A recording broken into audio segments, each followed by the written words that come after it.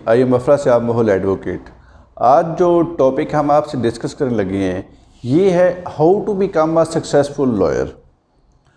Mostly जो young वकला हैं उनको प्रैक्टिस में आते बहुत सारी प्रॉब्लम का सामना करना पड़ता है। एक पहली चीज़ तो ये होती है कि प्रैक्टिस जो है उनकी शुरू में नहीं चलती है। दूसरी प्रॉब्लम जो मेन आती है वो सीखने के लिहाज से आती है, लर्निंग के लिहाज से आती है कि लर्निंग नहीं हो पाती, लेकिन इसके बावजूद वो सक्सेसफुल वकील बनना चाहते हैं। तो आज का मेरा टॉपिक इसी सिलसिले में है कि प्रैक्टिस जो है आप इसको लेके चलें। अगर मैं अपनी बात करूं तो पहले 5 साल को मेरी प्रैक्टिस नहीं चली, ख़ास नहीं चली, लेकिन अब माशाल्लाह मेरे पास जो ट्रायल का वर्क है वो बहुत ज़्यादा है। इसके अलावा हाई कोर्ट के केसेस आते हैं। लेकिन ये केस कैसे आते हैं? आपने प्रैक्टिस के अंदर वो कौन कौन सी चीज़ें हैं जिन पे आपने वर्क करना है जिससे आप जो है वो अच्छे वकील बन सकें।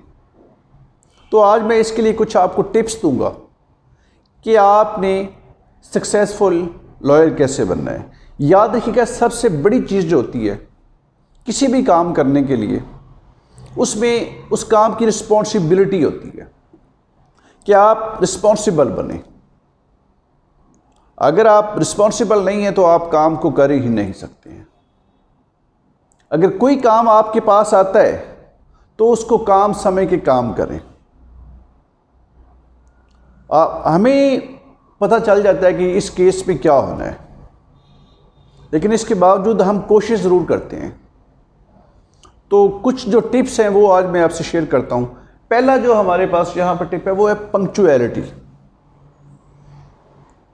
प्रैक्टिस में जो ज़रूरी चीज़ है वो है पंक्चुअलिटी, कि जब तक आप जो है वो पंक्चुअल नहीं होंगे,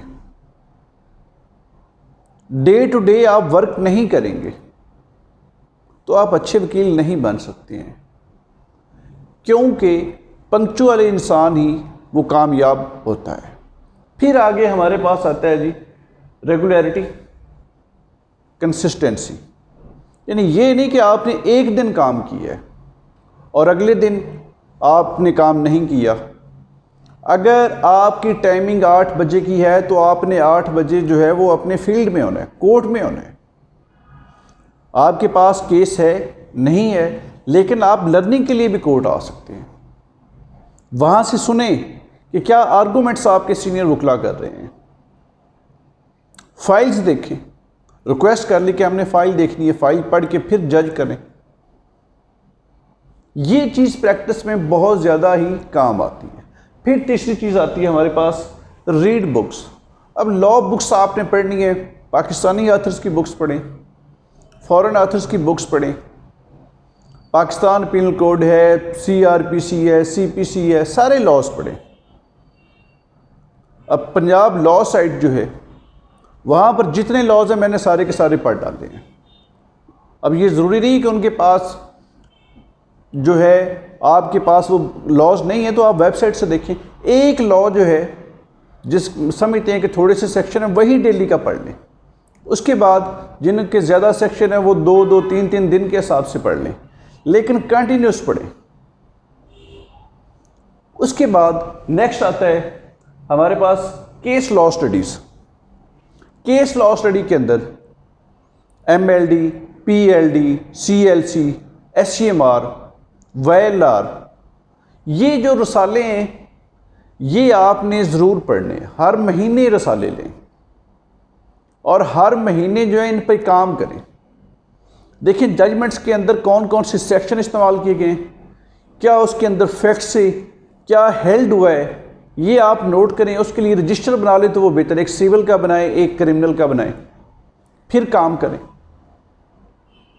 उसके बाद नेक्स्ट आता है सोशल रिलेशन। देखिए वकील का जो सोशल रिलेशन होता है वो बहुत ज़्यादा होता है। आपके पास आपके जो विजिटिंग कार्ड है, जो आपसे मिलता है आप उसको दें। इस चीज़ में आपने शर्म महसूस नहीं करनी है कि आपने विजिटिंग कार्ड दिए या उसने आपका विजिटिंग कार्ड नहीं लिया। आपका काम है कि आपने विजिटिंग कार्ड देना है। अगर आप 2000 विजिटिंग कार्ड बांट देते हैं तो आपके पास 2 केस आ जाते हैं। अगर आप उनको संभाल के रखते हैं, किसी किसी को देना है, तो इससे ना तो आपका सोशल रिलेशन होगा, अल्टीमेट जब आप उसको कार्ड देते हैं तो वो कहीं ना कहीं कभी ना कभी वो कार्ड निकाल के आपको कॉल ज़रूर करता है। एवरेज आपको 5 कॉल्स आई, 10 कॉल्स आई, उनमें से एक केस आपको ज़रूर आ जाता है। इसलिए कार्ड जो है अपने ये दिया करें लोगों को। फिर आता है जी नेक्स्ट, सिंसियर विद क्लाइंट्स। आपके जो क्लाइंट का केस होगा उस पे आपने वर्क करना है, उसको आपने डे टू डे जो प्रोसीडिंग चल रही है उससे के मतलब आपने उसको अपडेट रखना है कि उसे पता चले नेक्स्ट उसकी डेट कौन सी है। कोशिश करें कि आप अपने क्लाइंट को बुला लें, और ये भी कोशिश करें, ये सबसे अहम ज़रूरी चीज़ मैं आपको बता रहा हूँ। कभी ऐसा होता है कि सपोज़ कि आपने अगर 1 लाख फीस जो है वो फिक्स की हुई है, 50,000 आपके क्लाइंट ने आपको दी है और डिसीजन हो जाता है या बेल होती है तो बेल हो जाती है, उसके बाद अगर बेल हो जाए तो 50,000 अगर आपका रहता है तो वो कभी आप उससे डिमांड ना करें, वो आपका क्लाइंट आपसे भाग जाएगा। जो ले लिया उस पर शुक्र अदा करें। कोशिश यही करें कि आप पहले अपनी फ़ीस ले लें, और हर तारीख पर फ़ीस लेने से जो है ये भी गुरेज करें। उसके बाद नेक्स्ट चीज़ जो है वो है नो हॉलीडे। वकालत के शोबे में कोई छुट्टी नहीं है। आप 2 दिन आते हैं, 3 दिन आते हैं, एक दिन भी अगर आप स्किप करते हैं तो याद रखिएगा आपकी प्रैक्टिस कभी नहीं चल सकती। बारिश हो, फौतगी हो जाए, कोई भी किसी किस्म का मसला है तो आपकी छुट्टी नहीं है। और मैं अगर आपको अपनी बात बताऊं, 2015 से लेके आज 2020 है, मेरी एक सिंगल छुट्टी तक इस प्रोफेशन में नहीं है। और मैं आपको भी यही कहूँगा कि जब आपने ये सोच लिया कि आपने एक काम करना ही करना है, आपने पहुँचना ही पहुँचना है, तो फिर उसमें छुट्टी है ही नहीं। इवन दैट अब मैं जुडिशल एकेडमी चला रहा हूँ, मेरी आज तक कोई छुट्टी नहीं है इसमें। नेक्स्ट, उसके बाद कोर्ट का विजिट करना है आपने। कोर्ट के विजिट में आपने डेली विजिट करना है, वकला से मिलें, सीनियर वकला से मिलें, उनसे सीखने की कोशिश करें, कोई ना कोई चीज़ उनसे पूछते रहा करें। अगर मेरे जो सीनियर्स हैं, जब भी मैं उन्हें कोर्ट में देखता हूं तो अगर कोई मेरे ज़हन में सवाल होता है तो मैं ज़रूर पुट करता हूं कि सर मुझे गाइड करें। अगर आप ये समझ रहे हैं कि आपको सब कुछ आता है तो फिर समझ लें आपको कुछ नहीं आता है, क्योंकि उनसे सीखने की कोशिश करें। कोर्ट विजिट कर लें। बहुत बार ऐसा हुआ है कि मुझे किसी चीज़ की अगर समझ नहीं आती है तो मैं जज साहब से पूछ लेता हूँ, सीनियर वकला से पूछ लेता हूँ, कोशिश करता हूँ कि बुक से सर्च करूँ, वहाँ से नहीं मिलता तो फिर मैं ये तरीका अख्तियार करता हूँ। उसके बाद नेक्स्ट आता है ड्राफ्टिंग। ये आज का हमारा सबसे अहम चीज़ है कि ड्राफ्टिंग जब तक आपको नहीं आती आप कभी अच्छे वकील नहीं बन सकते हैं।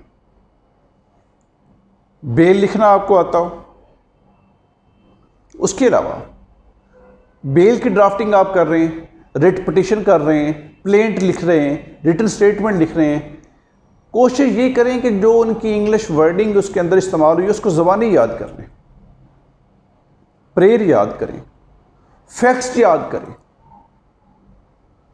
इसके अलावा ग्राउंड्स याद करें। प्रोहिबिटरी क्लास की ग्राउंड है तो वो हर जगह लगेगी, रिकवरी नहीं हुई तो वो हर जगह पर लगेगी। ड्राफ्टिंग का जो मरहला है ये एक वकील की जो वकालत होती है उसमें सबसे अहम पॉइंट होता है जिस पे आपने सबसे ज़्यादा काम करना है। तो ये थे आज के हमारे स्टेप्स, 10 स्टेप्स, और मैं समझता हूँ कि अगर ये 10 स्टेप पर आपने अमल कर लिया तो आप एक सक्सेसफुल वकील बन जाएंगे। तो इसी के साथ ही मुझे इजाज़त दीजिए। अल्लाह हाफिज़।